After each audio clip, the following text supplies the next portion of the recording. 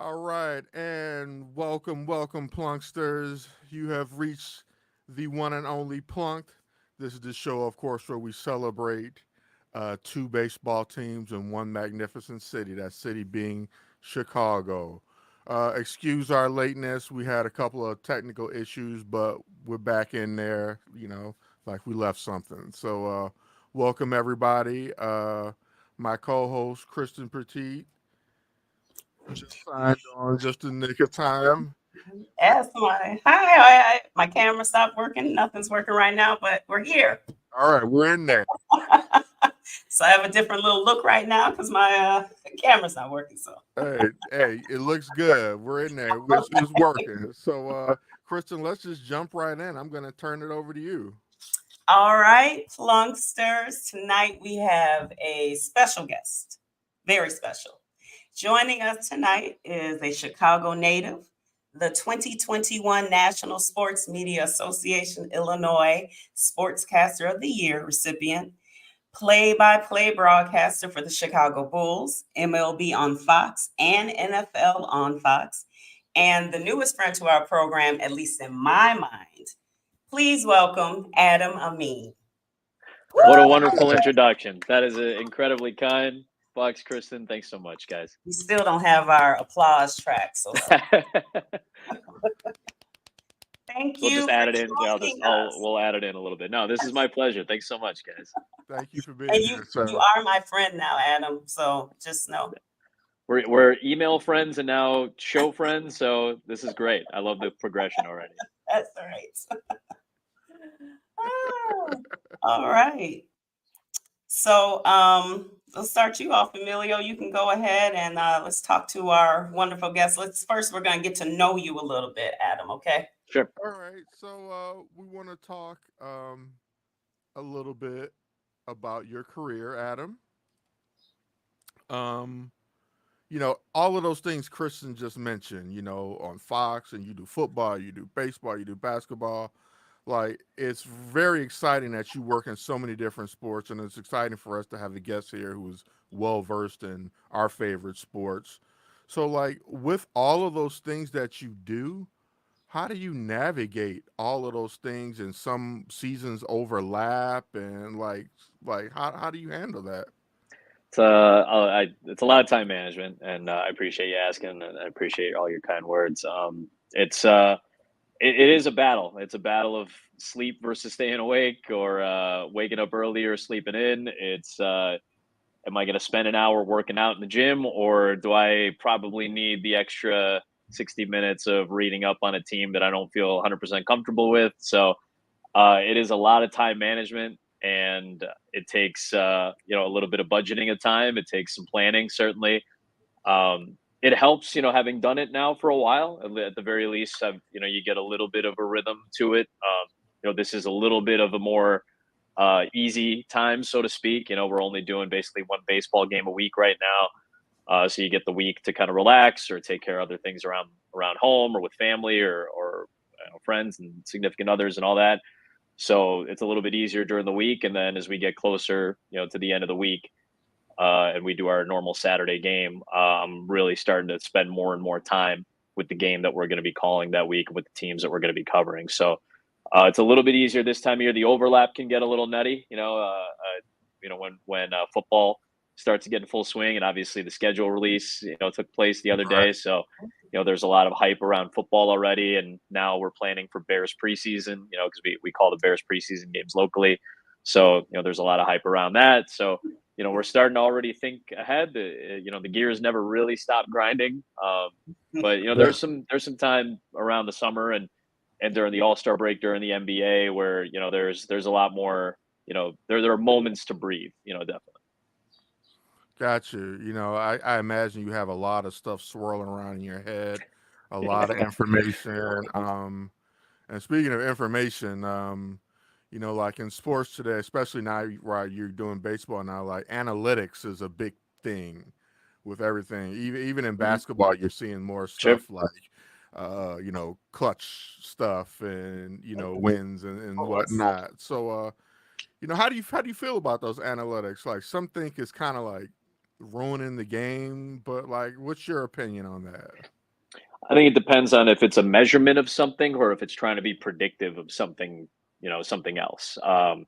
I feel like the measurement stuff, like, the clutch stuff, that's pretty cool to be able to have data that tells you what a team's done in specific, like very, very, very specific situations during a season. I think it's helpful to see what, all the tracking, the player tracking that you see that feeds into all these stats and analytics. Like, I think when you see a player is a really good catch and shoot 3-point, guy in the NBA, the analytics might tell you that it might be good to put that player into more catch and shoot situations, let's say, for an example. So I think that's an interesting way to take that information in.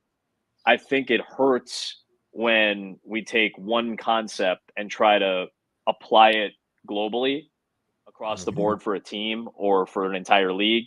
I understand how, why these things make sense, especially in basketball and baseball. We got to a point where, in baseball, analytics were shifting the ways we viewed players. And I don't think that's a bad thing. Why, Hmm. if you've ever seen the movie Moneyball or, read up on any of the Bill James stuff, but the Moneyball is just a really nice, compacted way to take a lot of, high thinking concepts and kind of simplify them for a movie viewing audience. I really appreciated the book and I really love the movie. And in the movie, the simple way is to say, why are we valuing a walk less than a single? Why are we doing that? There's no you could almost value a walk more because there's a better chance of making a pitcher work to get you on Hmm. base. So there, I think that started to become really in vogue. I would say 10 to 15, maybe even almost 20 years ago. That started to become more and more of a conversation, but definitely 15 years ago. I feel like it changed the game in a lot of ways because we were so used to just seeing you need a guy who's going to contact in your leadoff spot, and then you have to put your best power hitter in the number 3 spot, and you have to put your best, clutch player or whatever in your 4 spot, and that's fine for the most part. There was nothing wrong with that. There was nothing wrong with that way of thinking. I just think that analytics specifically made it a little either easier for teams that maybe didn't have that same type of player to play and to compete with the teams that did have, the money to spend on a full lineup like that. I think that evened out the game a little bit, where I think it problem where it did the last few years, where you only value home runs and you don't care about strikeouts and anymore because, well, a strikeout is just one out, and that's a fair way to think about it. I think when you say, well, home runs are the only thing that matter, you're forgetting about a lot of elements of the game that make baseball great. So I think we're moving in the opposite direction now. That pendulum is swung back towards more action, more contact. The rules have a lot to do with that. The rule changes and the taking away of Hmm. shifts. That was the home run swing was a response to the shift because you couldn't get infield singles as easily or base hits through the infield as easily anymore because of analytics. They saw where you were going to hit the ball, so we're going to Hmm. be predictive, and it made all the sense in the world in terms of run prevention. I love the new rules. I love that we've taken the pure shift out and made athleticism, have made contact, have made speed more of a factor again. So it's a double-edged sword. I think it's way more good than bad, but the bad is very magnified because it's kind of applied concepts to teams that don't have the personnel to live up to whatever this new style of play may be, whether that's in the NBA or in Major League Baseball. Got you, got you. I understand, man. So like again, you being from Chicago, like, what is it like to like being a native Chicagoan? What is it like to now broadcast for the Bulls? Gosh, it's a I'm kind of past dreams coming true, like that's a concept we've passed a long time ago, thankfully. I mean, what a wonderful thing that is to be able to say. Not everybody gets to do that. It's pretty surreal. I replaced somebody, and I don't even like saying the word replaced because I don't think there's replacing people that are so connective to a franchise like Neil Funk. um, you know, and not just to this franchise, but I was talking to my statistician for Fox. I work with him on football and baseball games, and he's a native and diehard Philadelphian, right? Loves the Eagles, loves the Right. Sixers. And Neil Funk, he reminded me the other day, it's like, man, Neil was our guy, like I Yeah. listened to Neil in 83 when he was the radio voice of the Sixers and called their last championship, 41 years ago now at this point. So, Wow.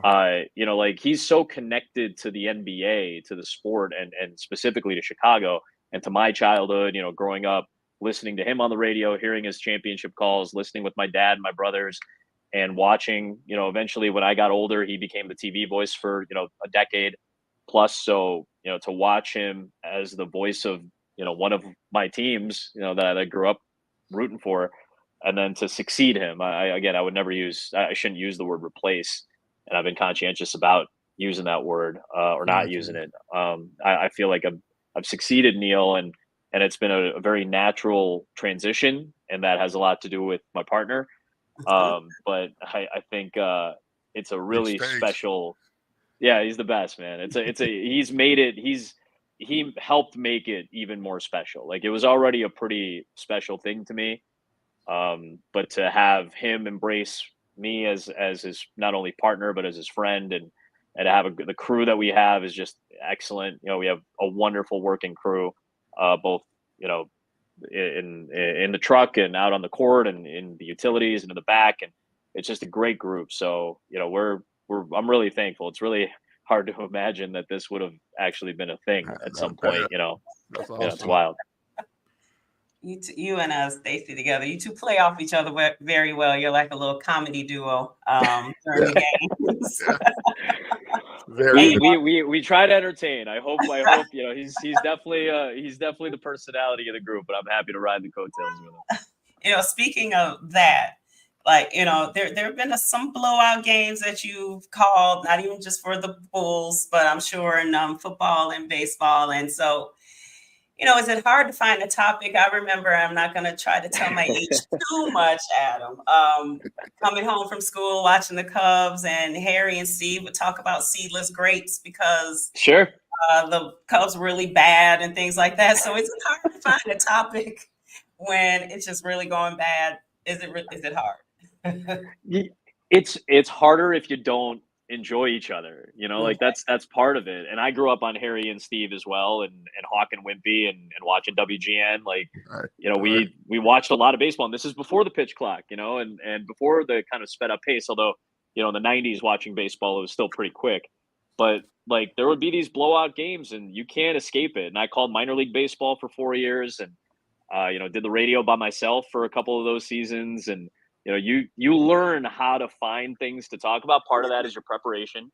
You prepare, you research the players and the organizations and the teams and the histories.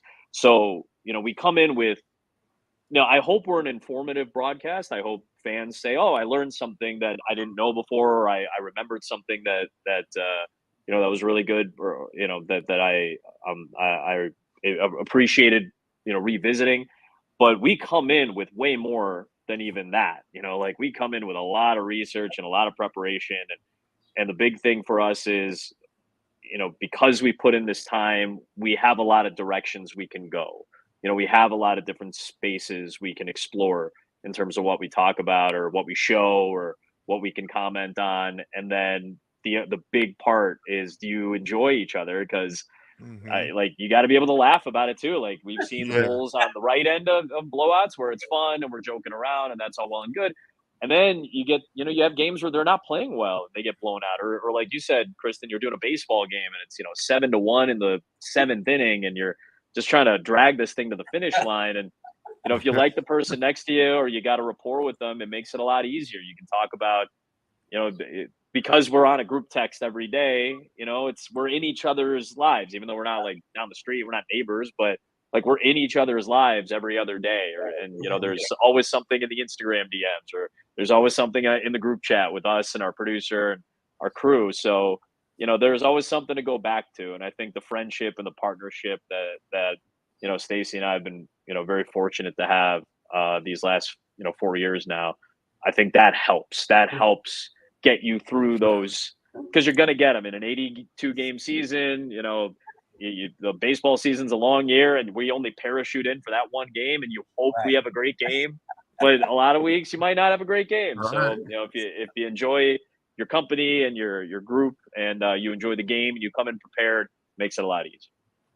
The way you two sometimes crack up, you must be in tears. Like you make the audience laugh as hard as you two are sometimes. So it is infectious when you two are having a Well, good time. I say some weird stuff too once in a while. So if I'm laughing or other people are laughing, that makes me feel good to know that at least my weird sense of humor isn't way too It out there for translates anybody. well. Yeah. It translates properly. Don't There's worry. enough weirdos out there to join you, Adam. There's enough. Cool. I mean, That's we got my two on this people. call. Is that right? Well, Yeah, these are my three people. The weirdos weirdos together. Yeah. The weirdos are my people. So it's all together. What are some of your most memorable calls? Man, I've been doing this for 13 years now professionally. Well, 15 years professionally, 13 years on like national TV, and obviously what we've done with the Bulls these last several years. You hope you run into like a good call or two every year, and when you do it long enough, hopefully you run into enough good games and memorable moments, and that's just a good.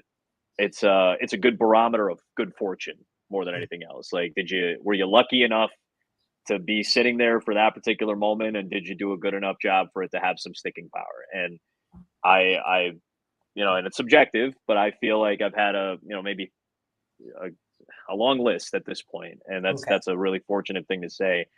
The WNBA season just started, so anytime I see Arike Ogunbowale, she's one of the best scorers in the league, plays for Dallas. I went to Notre Dame. I covered Arike when she was a high school player. I covered her brother, Dare, when he was a running back at Wisconsin.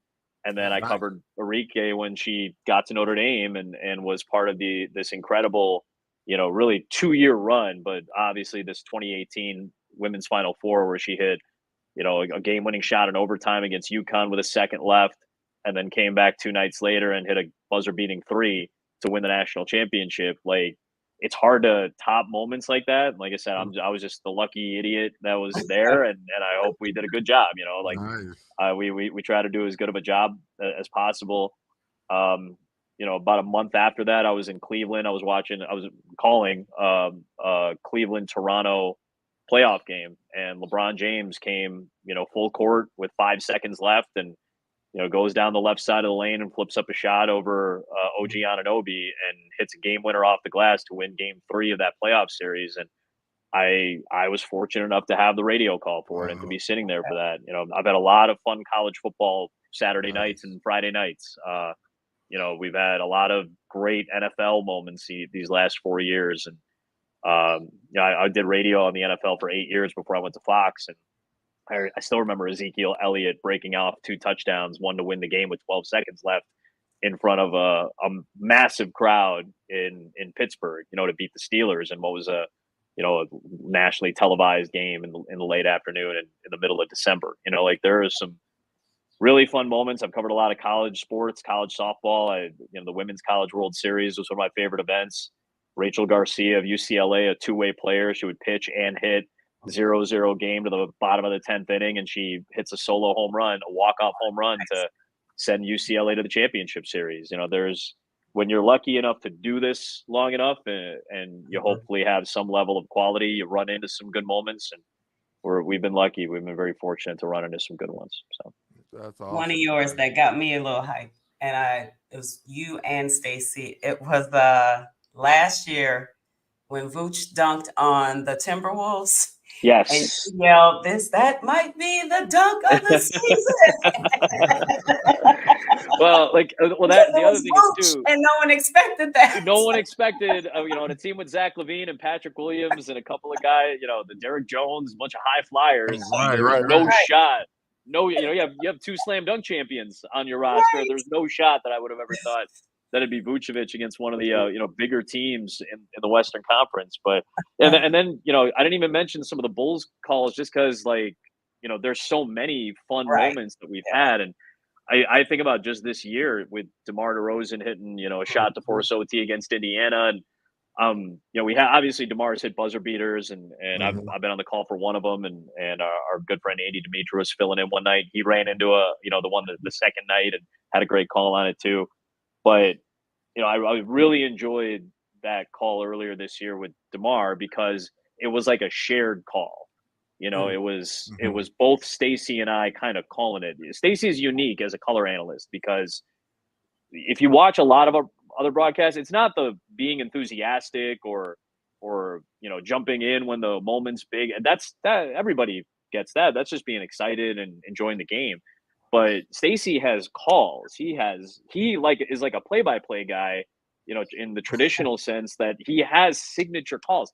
I don't really have like signature phrases, or maybe I do just by sheer volume of saying it. You guys, if you're Bulls fans, you hear us most nights, so you're probably going to hear the same stuff. But I don't have like a catchphrase or a signature word. But Stacy's got a list of great signature moments and calls that he has, and part of the reason I think we work is that I don't want to take that away. I don't want to, just because I'm the play-by-play guy. And listen, if I do a national game, I'm going to handle the call and then we're going to get out of the way because that's the kind of traditional way to do it. And that's fine.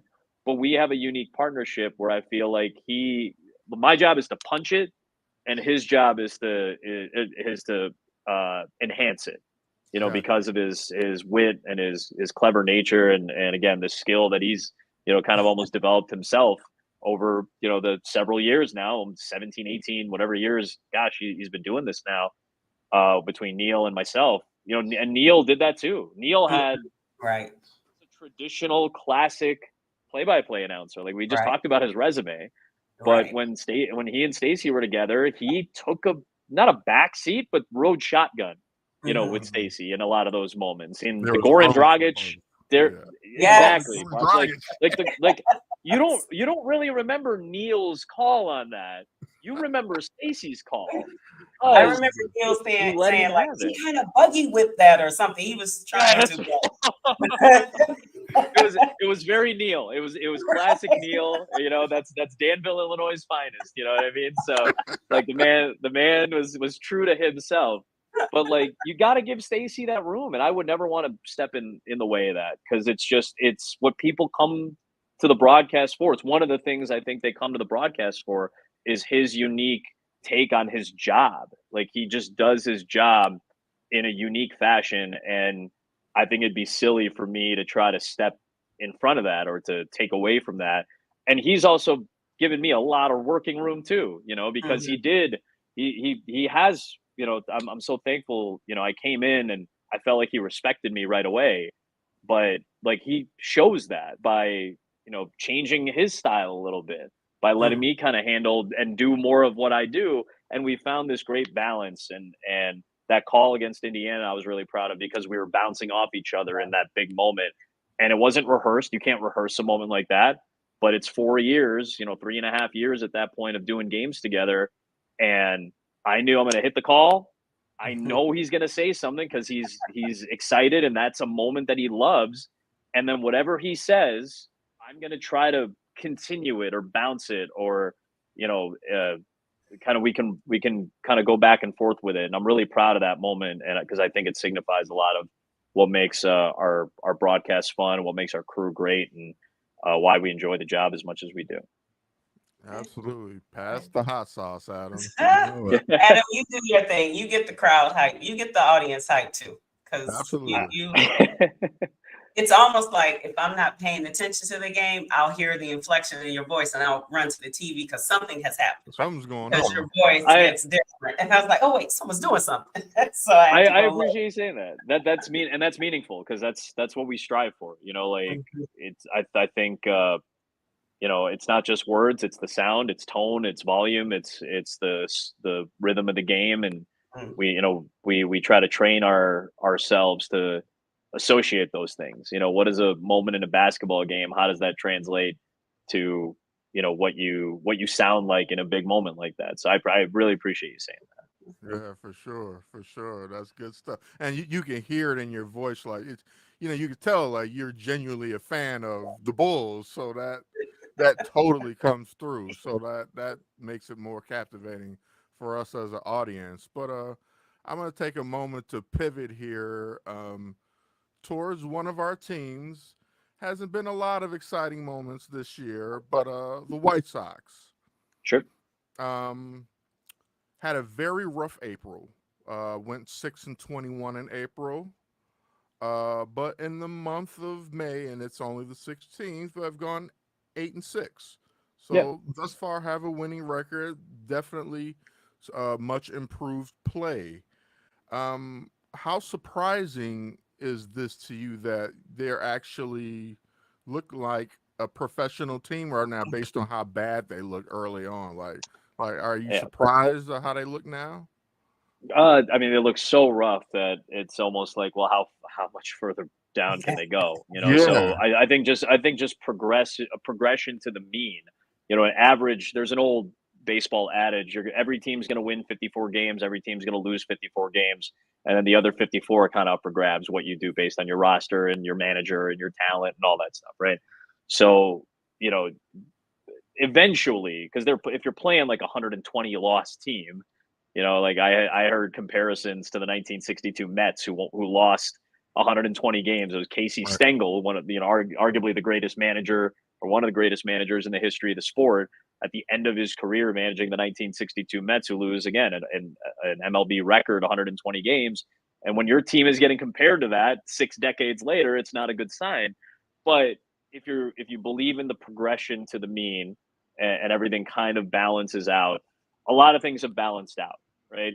The pitching staff, there are arms that are worthy arms in this organization, right? And we've seen, Mhm. Yeah. Eric Fetty be a great signing. They've had a really nice experiment with Garrett Crochet at times. He beat Cleveland last week. And that's not Yeah. I've covered Cleveland. That's a good offensive team this year. Yeah. So Yeah. he pitched really well, and the Sox in general pitched really well against Cleveland in that series. They've taken 2 or 3 from Tampa. They've taken 2 or 3 from St. Louis.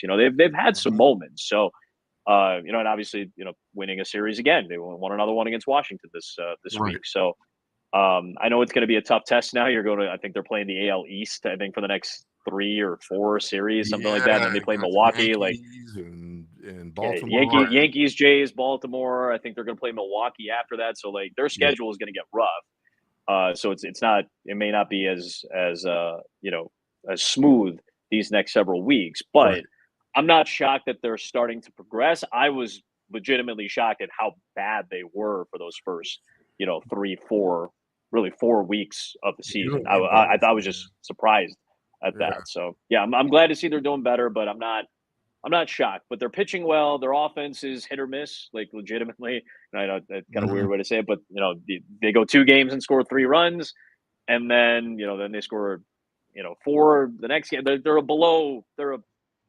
offense right now, but it's a lot of young players who are trying to learn how to hit against major league pitching.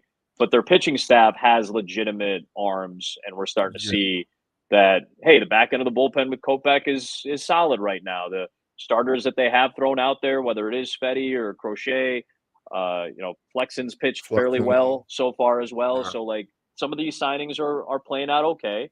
It's gonna be have. I'm not saying they're going to win 80 games. They're probably not going to win 75 games, but they're still in a better place now than where they were about a month prior. Got you.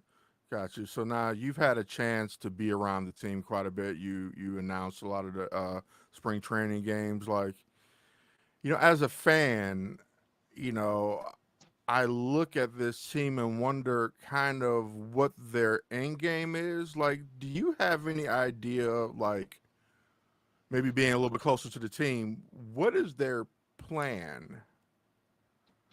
Well, I'm not super close, obviously, anymore. I haven't covered them in quite some time. But being around the game and being around people in the organization, I will say that I feel like they know what these next 2 years are going to be. They feel like this is going to be a rebuilding process. Mm. I don't like the way they necessarily started the year by saying no, we're going to be competitive. We're going to Right. we're going to fight for a postseason spot, and whether that's delusion or just bad marketing, it's bad. It's not the way you want to start a season when you're setting expectations that are probably not in the space that is realistic for your team just based on its personnel to be able to, achieve. There are probably going to be some trades. Like, I mean, we look at the way we just mentioned some names, whether it's Fetty or Flexen or a couple position players. Like they're already making a couple of moves with some of the minor leaguers or to get some relief pitching back. Like they're making some deals right now to try to find some pieces for their organization.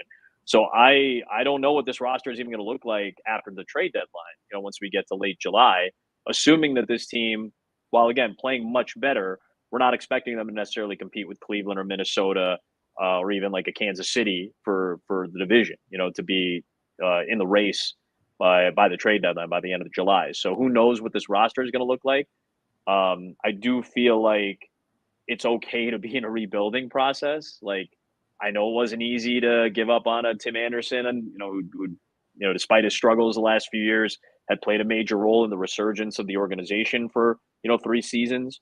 It's hard to overlook some of that stuff, but I think the end game is. I think the results are eventually going to speak to what the end game should be. If you're going to be in the process like this, I think you have to start somewhere. You got to start at the bottom, and they certainly did in April. I think you enjoy the wins when they come. You enjoy the development of young players. I think a lot of fans are wondering, well, what do you do if you're a fan of the White Sox? And obviously right now they're playing great in May. If they're not playing well later on, well, you focus on the individual stories. You focus on young players that are making their way up. But Brian Ramos has been a great story in the early part of the season, right? Like there are players on this roster that are worthy of rooting for and hoping that they do better than the organization may be set up for. So I think that's kind of how you view that's kind of the framework I think for the White Sox season right now and maybe even next year. Got you. Is there any one player in particular that you mentioned Brian Ramos? Is there any one particular player that you kind of got an eye on thus far? Well, I was impressed with Crochet, certainly from the pitching staff. I think Corey Lee, it's always nice to have a hitting catcher. So if Corey Lee can continue to provide some pop, he's had some really good swings in the last couple of weeks. I mean, I still have faith, or maybe it's wishful thinking, but I really want to see the improvement of Sheets and Vaughn. I really want to see these prospects who've shown a lot of flashes. I really would like to see, Sheets and Vaughn eventually get to a point where they're legitimate, 3 or 4 style, in the lineup type of hitters. Mm-hmm. So if they can get to that point, that'd be great. But like I said, the Ramos story has probably been one of my favorites. The multiple things he's done offensively, continue to play a good infield and, see where this season goes and see who you can keep rooting for. Got you. In your opinion, if the Sox somehow manage to lose less than 100 games, does Pedro keep his job?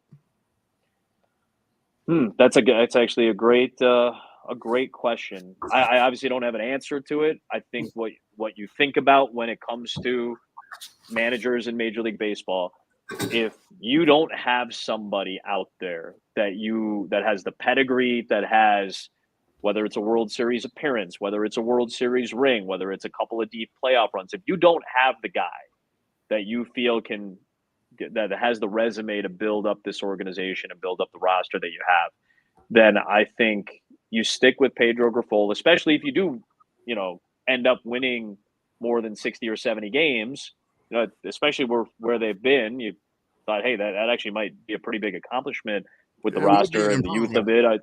It'd be certainly from the first 30 days, you would view it as an improvement. So I think you stick with it. And again, if this is going to be a 2-year rebuild process, there's no reason not to have somebody that guys are comfortable with. It's the quality of what you see these next several months. Like that's another thing. Like we talked about, what are you evaluating? You're watching these young prospects. You're watching these players that are getting a lot of experience. You're tracking their development, but also going to be watching how Pedro Grifol manages this team, how they feel about him in that clubhouse. Do you feel confident in how he's approaching these games? Is he balancing trying to win games and trying to develop players? I think you take all those things into consideration. And if you're in a good position at the end of the year and there's not a better name out there, which has kind of been how a lot of these teams have operated, then I think, he'll probably end up keeping the job. Yeah. Okay.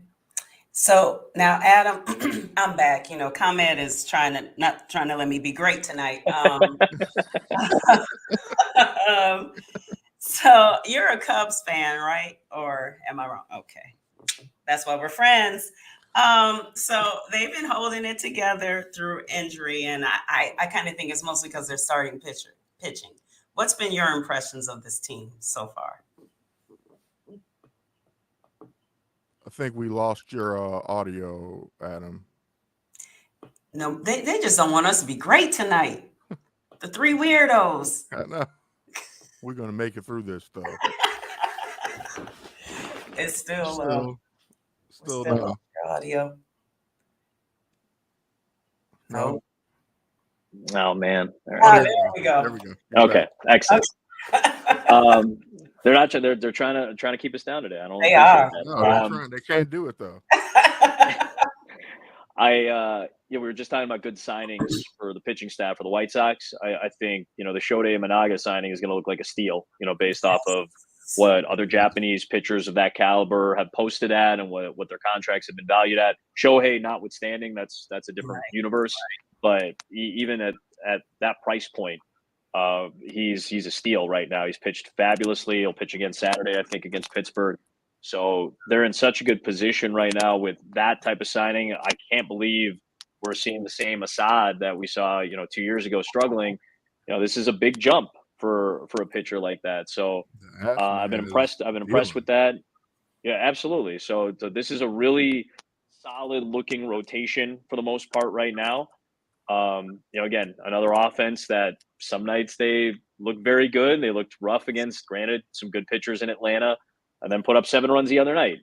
It was kind of what we saw last week. They lost a game against Pittsburgh, but they put up 9 runs, and they did it in multiple ways. They drew a lot of walks. They forced a lot of pitches. I think that was in the Paul Skeens debut, last week. So, they've shown that they can win in different ways, whether it's their pitching or whether it's their offense showing up. They need more consistency in their offense, certainly, but the pitching staff has done enough to keep you in a lot of games this season. So 6 games over and what I think is going to be a fairly competitive division with Milwaukee. Now, like Cincinnati's going to be a tough out every series, no matter what. I'll actually have a Cubs-Reds game here in a couple of weeks, so I haven't seen Ellie De La Cruz in person yet, so I'm really excited to actually see him play and call one of his games, and he'll be at Wrigley, which is going to be exciting. But I look forward to seeing how this offense finds a little bit of consistency, because if they do, they'll be right up there with Milwaukee in the division. I think Milwaukee's really good, though. I think they're going to need some help, though,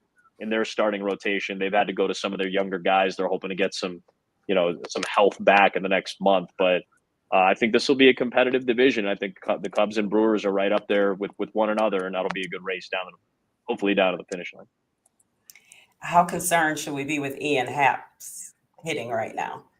I mean, he's gone through slumps before, whether it's been he's taking too many chase swings, he's striking out too often, he's in between with his timing. He's had moments like that over the course of his career so far, and for the most part, I think he's always kind of leveled off. He's always been right around, somewhere between a 750 and 800 OPS player. Major league average so far is about 700.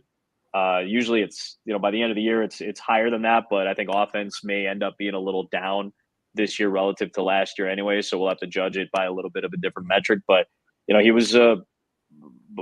always ends up for the most part being an above average player over the course of 140 games or whatever it is. That's the other thing. The last couple of years he's been in the lineup most games. I think he's played 140 plus the last 2 years. So, and he always levels off over the long period of time. So, in the grand scheme of things, no, I'm not too concerned. And currently, yes, obviously, because you can tell just the timing is off. The strikeouts are pretty high right now.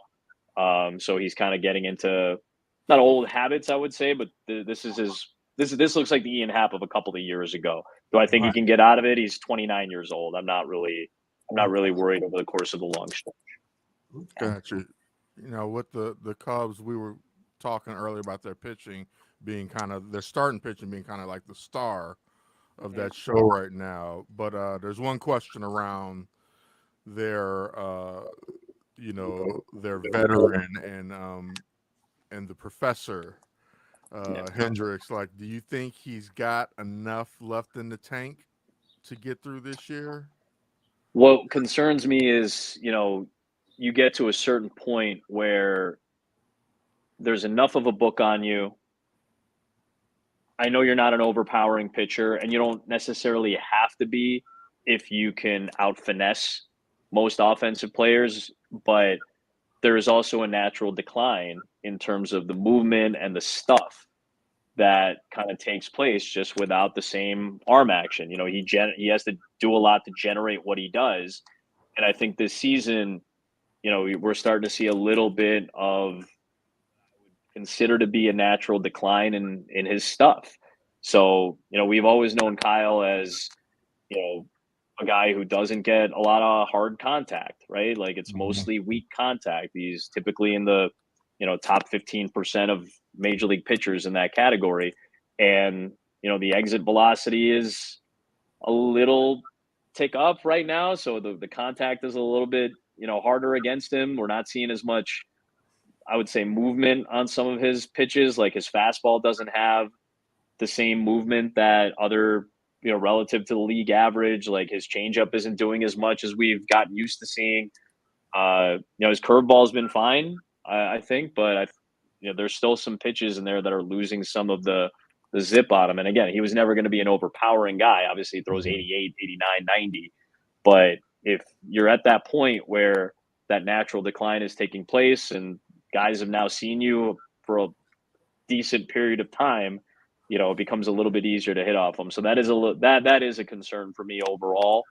I know last year though, we got to the summer and he was in really good shape. I called a game in San Francisco where he took a no-hitter into the 8th inning, and he still has those. Again, he's got his mind that hasn't declined. He's still really sharp, and he knows scouting reports, and he pays a lot of attention to that stuff. He takes pride in that, and it's the reason you can be a 34-year-old starting pitcher in this league. You have to outwork guys when you don't have the same stuff they do, and he's done that for the most part. So, you hope that the kind of trends of years past continue because he's still as sharp as anybody, and obviously he's a very good influence in that clubhouse for a really young, for a rotation that's got some young guys and new guys.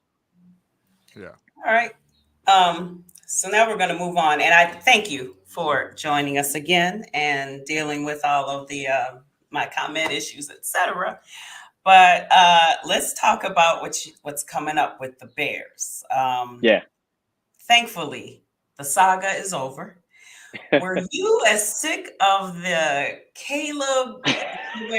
Were you as sick of that as we were? It got a little tiresome because I understand it. It's relevancy, right? The Bears are relevant for the first time in a while, and it's really nice to be a fan of a team or work for a team or cover a team that has relevancy, right? You want it to be part of the overall landscape of the country's biggest sport, and the Bears are again. So Right. I was happy that they had kind of made their decision. I had always been a proponent of Justin's, and again, part of that I'm sure is having seen him from the start. I got a chance to call a lot of his games, whether it was in the preseason or in the regular season, and I saw a lot of his great moments. So naturally, my view might be a little bit colored in that regard, but I knew what the flaws were as well. I felt that if you had kept Justin Fields, you still could have built a great roster around him, and I do think he would have responded very well to having an elite cast of characters the way that Caleb Williams is walking into right now. And obviously, the draft would have been a little different. You probably would have kept Justin. Probably would have drafted Marvin Harrison and probably another offensive lineman. So there would have been, a little bit of a different look, but I don't doubt that the aggressiveness would have been there because that seemingly has been Ryan Poles' MO. But I was happy that they made their decision. And then you just kind of, as soon as the decision happened, by the way, everybody moved on real fast, right? Everybody's like, all right, that's our QB1. Yes. Justin Fields, good luck. We appreciate you. We got we over have no it ill quick. will. It's like, all right, No sorry, ill, Justin. no hard. It was like the ex that you don't mind saying goodbye to. Right. You don't want anything bad to happen to him at all. There was a great relationship. Right. But you're happier now with something new and exciting. And Yeah. I want Justin to do well, but the fact that they went all in, I think, has got a lot of people. That's the thing that has Bears fans and what has people around the league looking at the Bears excited for is that they went all in. They said, we have the number one pick. We're keeping it. We believe this is a generational franchise quarterback. something that the Bears have not had. They haven't had a 4,000-yard passer. They're the only team in the league without a 4,000-yard passer. They're convinced that that's going to change this year. That's one of the things that we'll talk about in 2.5, 3 months when the preseason comes around. We'll talk about, is this the year where they finally have a 4,000-yard passer, because they've done a lot of work to try to beefing up the roster around that position. So this is your chance. These next 4 years where Caleb Williams is on a rookie contract and you're not going to have to pay him for a little while unless you want to. This is the chance you get. This is the chance of a generation that you're going to get as an organization. So I was glad that all that kind of closed out, and now you can move on to the bigger picture. Absolutely. So what do you think about the recent reports about Justin being a problem? I mean, it's easy to kind of jump on guys now and talk about that. That's tough. I don't like that. Why, there's no reason to kind of have that come out. But that's going to come out. And by the way, like, it's going to happen to everybody. Like, you're going to have even the great, like, this happened with Russell Wilson too. It's just his now teammate in Pittsburgh. This happened in Seattle, where all this success masks a lot of things, especially in the level of entertainment that we get from the NFL. It's an entertainment league. Like, this is they love the soap opera. It's the reason it's a 11-month sport now, because this is the classic American sports soap opera. Well, this guy doesn't like this guy, or I heard this guy said this about this guy. Anybody who ever complains about reality television, like, but you watch the NFL, take a look in the mirror. We all love reality TV in some form or fashion, whether it's the Kardashians or this. You like something about this. This is, if you don't watch Bravo, this is your Vanderpump Rules, essentially. Right. So this is your Real Housewives of Name Your City. So it's very easy to get caught up in that stuff. But the thing is, winning masks everything. Bill Belichick is a problem, right? Arthur, he was going for the Atlanta Falcons job, and it doesn't go his way because apparently Robert Kraft called Arthur Blank, and they're buddies, and they're billionaire owners, so they talk. And they didn't hire Bill Belichick, who's got arguably one of the greatest resumes in football history. And now you go back to that conversation. Well, I guess it was Brady and not Belichick. Everybody has that. If they have any level of success in the NFL, there will always be people that don't like you or were holding things back for the sake of the team. It's why you didn't hear that much about Russell Wilson's issues with teammates and Pete Carroll while he was in Seattle. But as soon as he was out the door, all right, it's time to spill all this tea. So I think that happens to most if you're a starting quarterback or a head coach, it's definitely going to happen. And if you're an elite level player at another position, then it's going to happen too. That's true. The newest soap opera now is going to be, we're going to live and die in preseason over every drop pass, every interception, every overthrow. Caleb Williams is going to play a total of like 7 minutes of game time in the 3 weeks of the preseason or something, and we're going to go, I can't even believe this is terrible. Like, we're going to parse all of it because that's what the preseason is for. That's what we're here for. Time for the next soap opera. And now we're going to move on to you do all these teams, but you're the main play-by-play for the Bulls. Hit it, E-Bucks. So let's say Casey Johnson is right. Zach doesn't come back next year. DeMar does. Maybe even some Lonzo Ball return action. Sure. Essentially, we're looking at quite possibly this running it back, more or less. That's a strong possibility. Sure.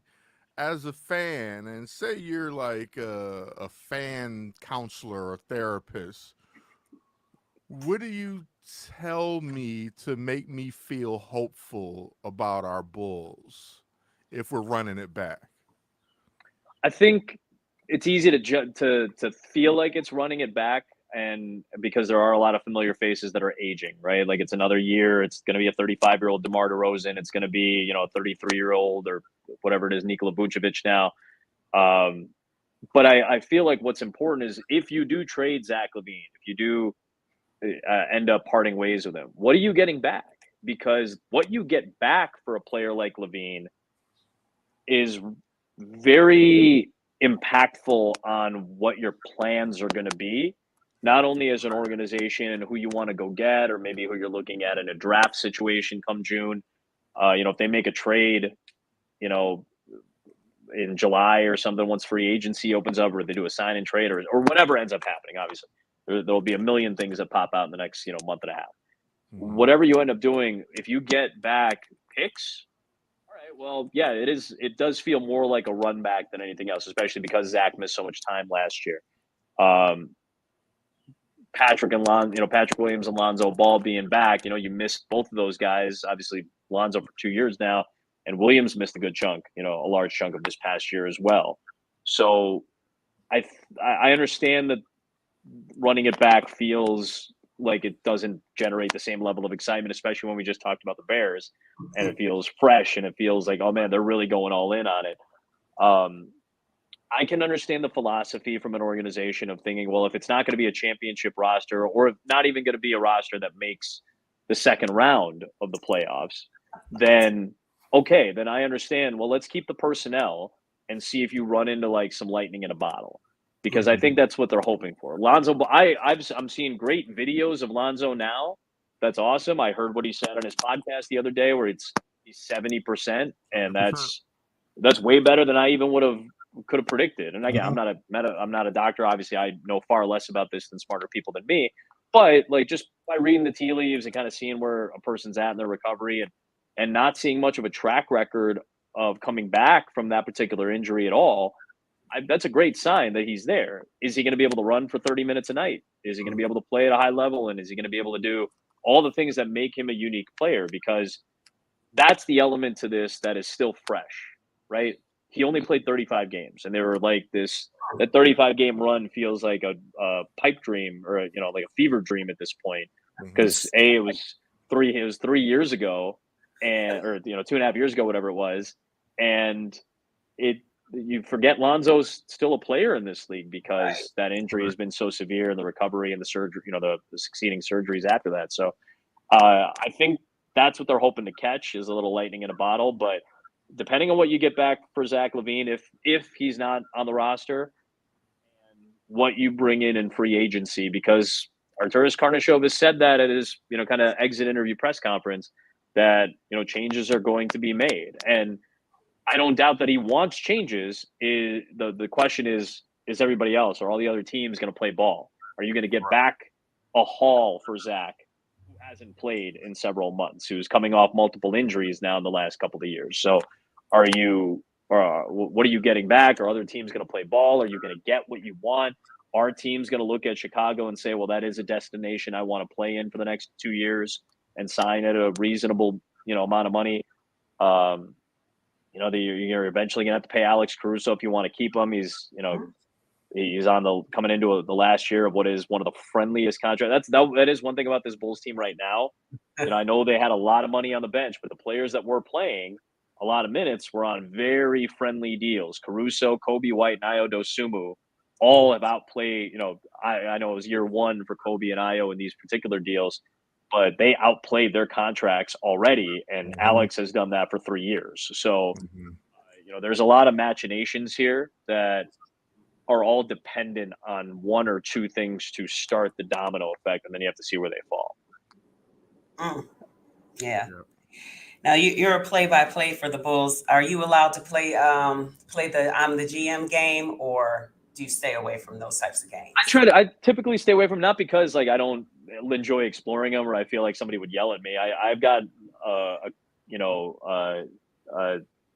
foothold in this league long before I was the voice of the Bulls. So I've paid attention to this. I cover this stuff. I consult people much smarter than me.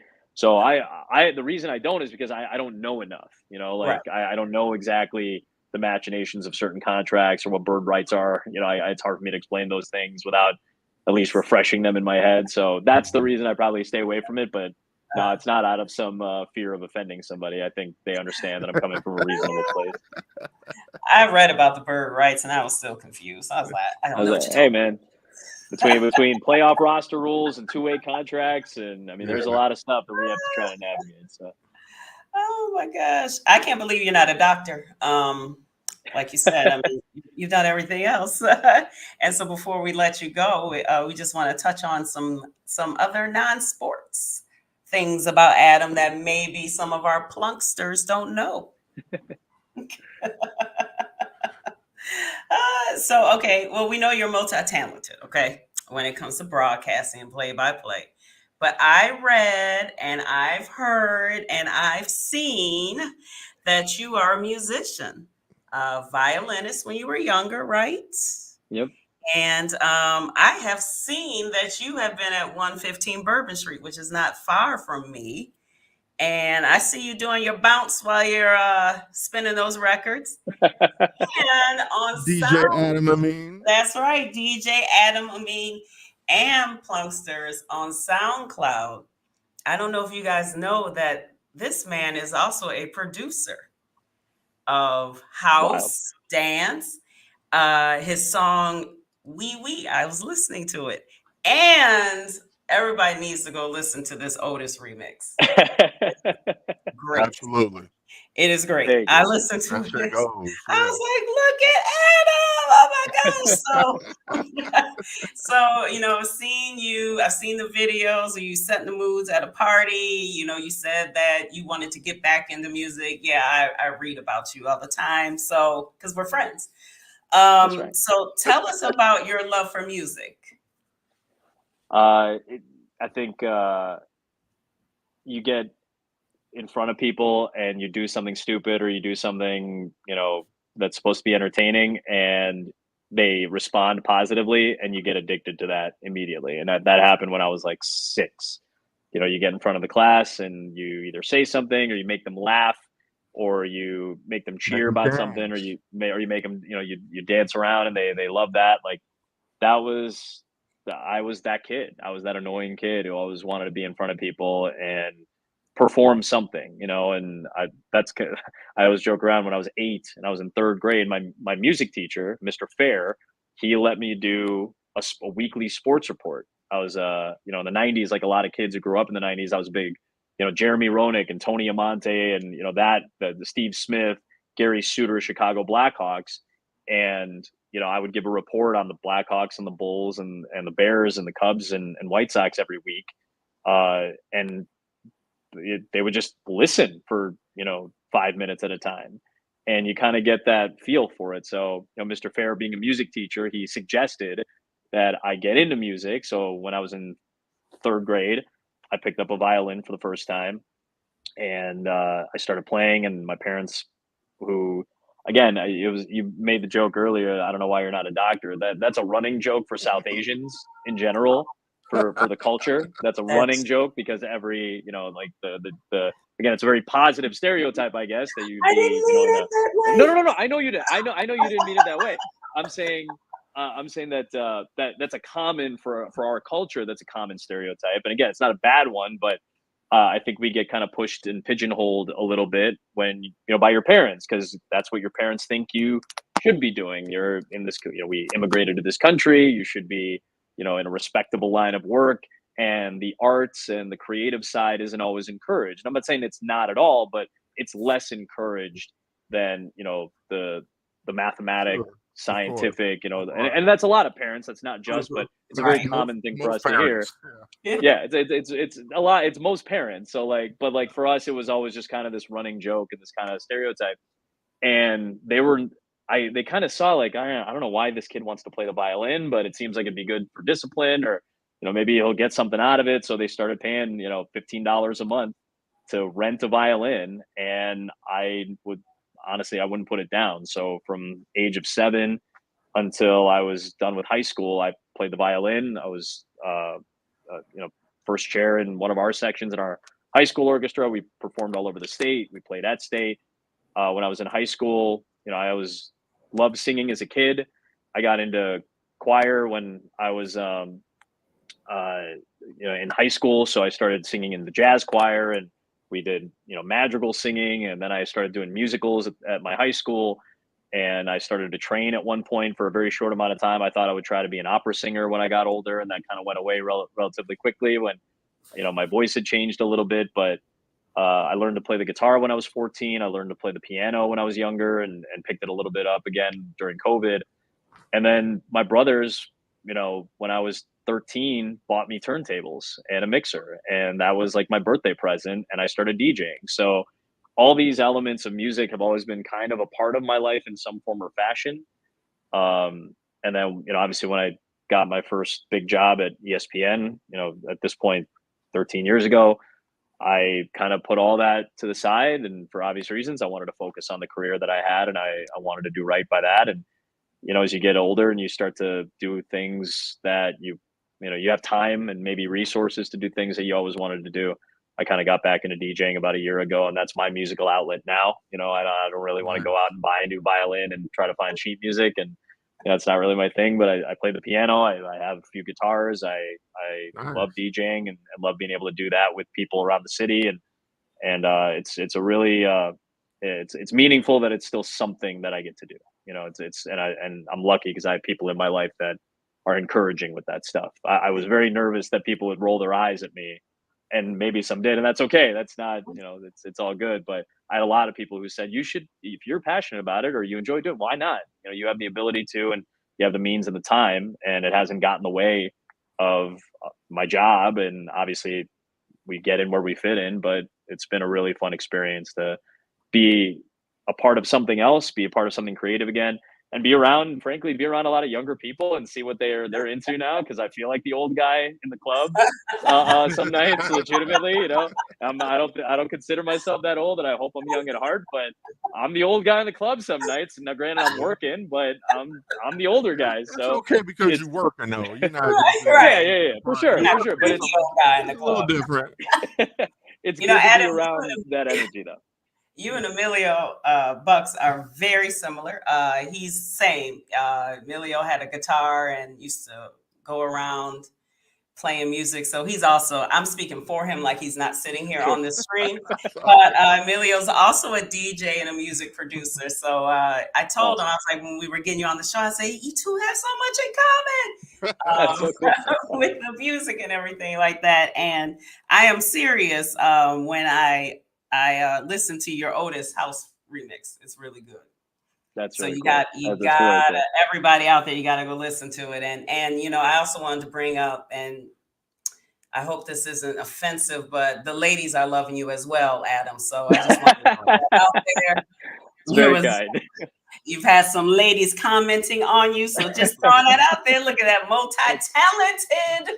That's really cool. No, multi-talented it's very was kind. was the quote.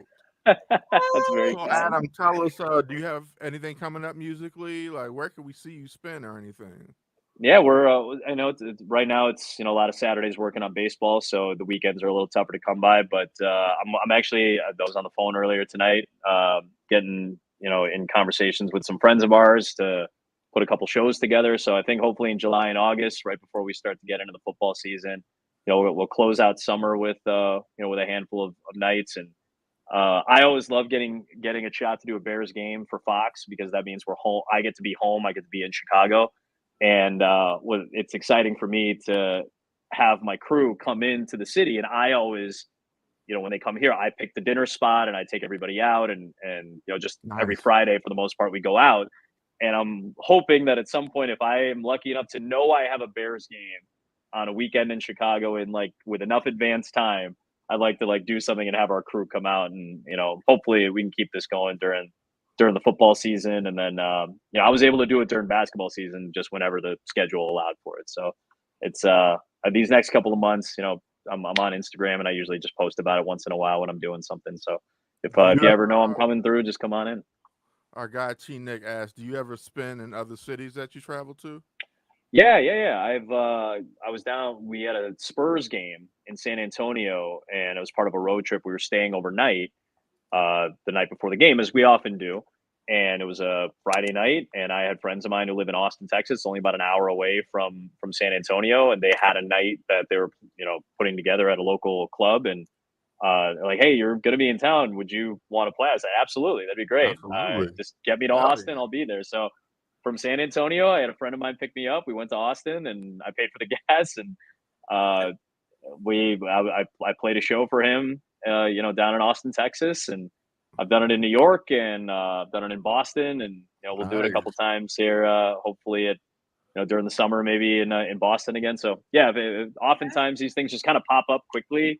They Of just course. formulate very fast, and it's kind of flying by the seat of your pants a little bit, but it makes it fun, and it's another reason to keep the energy up and keep going. Well, So we're where gonna can you cover be one of followed? What's your Instagram handle? Just my name, just Adam Amin. Adam Amin. All right, Plunksters. We're gonna come to one of yours, so we'll be the old people in the club, okay?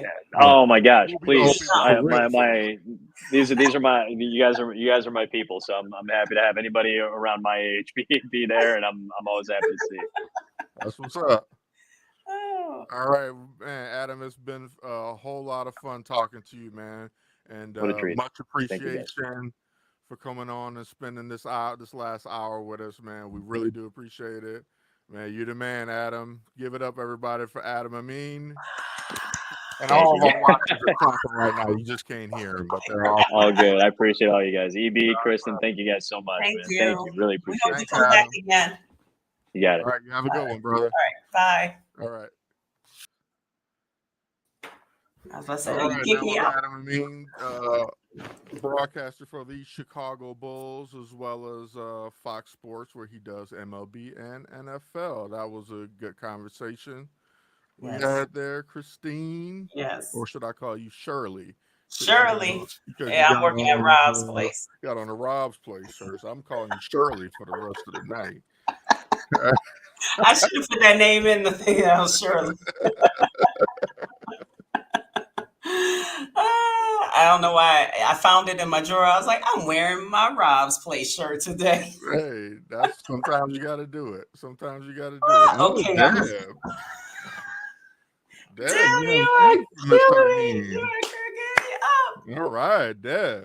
He is. He's, well, she was right, but